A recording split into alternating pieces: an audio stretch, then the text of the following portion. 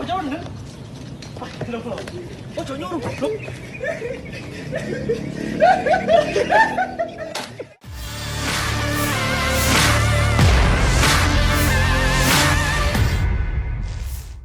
Tiga orang pemuda saling bahu-membahu mengangkat bambu. Bambu yang begitu panjang diangkat oleh para pemuda dengan berjarak. Mereka saling berbagi dengan mengangkat pada bagian depan, tengah, dan belakang. Ketiga pemuda itu hendak menyeberangi sebuah got yang dijembatani oleh papan triplex. Saat temannya pada bagian depan melewati jembatan tersebut tak memperkirakan posisi teman-temannya yang lain. Alhasil temannya yang memegang bambu pada bagian tengah tak menginjak jembatan triplex.